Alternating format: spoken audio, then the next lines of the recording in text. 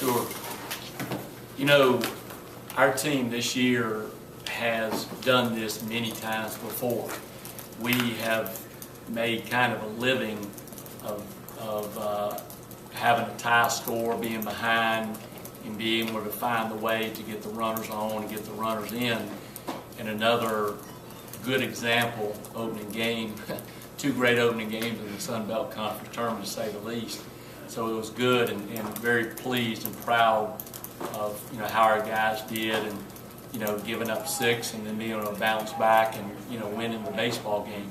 I think you got to give Arkansas State a ton of credit because they're a very well coached team. They got 18 hits against a very good pitching staff, and they played extremely hard and extremely well. Trevor, what was the difference today? Y'all played 2 relatively low-scoring ball games with them not too long ago. What was the difference today? Well, we had really what it ended up being 3 big innings with Garrett's home run to end the game. 3 runs or more being a big inning.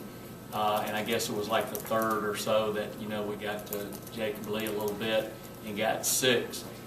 It's just one of those games. I mean, the wind was blowing out tremendously. You saw the score of the first game. If you get the ball up in the air, the ball's got a chance to go out.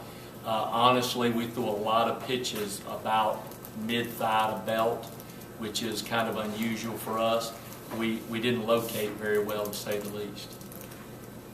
When you talk about it being unusual for y'all, you bring McVay in, and the guys were saying that's kind of your 8th inning guy who kind of comes in and is able to maintain the consistency of keep getting guys out. Was that uncharacteristic of him and his performance late in the game? It was. I mean, really, Mason's only been hit one time. He gave up a grand slam. It just happened at Troy, back around mid-season or whatever. But, I mean, they had a couple left-handed, like left, right, left coming up, in that last inning.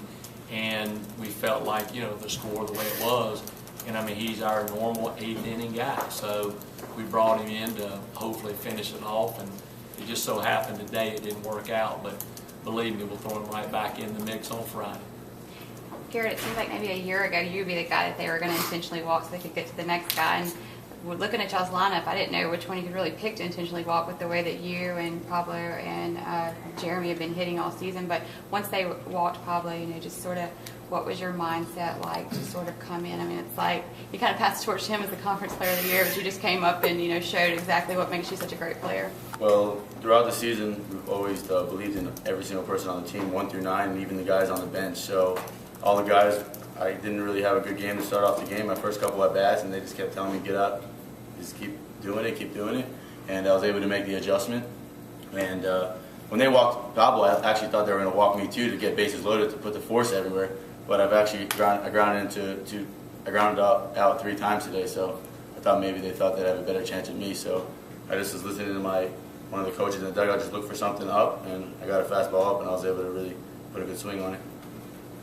And Bryam, is it Bryam? Is that how you say it? Okay.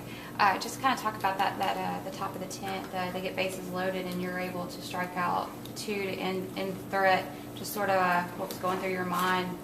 Well, I just tell myself to keep pitching. I mean, I wasn't getting ahead of the hitters, but just gotta move on, make the next pitch, try to get a ground ball. When I got the bases loaded, I was trying to get a ground ball, but I just happened to get 2 strikeouts. He says, Coach said, as a team, y'all have been in a situation before, but what about you yourself being on the mound, having that kind of pressure-packed situation? Is something that you've been in before and kind of know how to handle? Yeah, I mean, being the closer, I've been thrown out there in situations like that. I mean, Baylor, Stetson, I was out there stretched for 3 innings, which sometimes closers usually don't do. But, just coming in the conference tournament, I just told myself to calm down, breathe, and just try to get a strike. Get the hitters out. You and Western's coach gonna do a little blood pressure test after the day? I think got to take some blood pressure medication right now. I mean, that's the way this conference is. And a lot of times there are high-scoring games.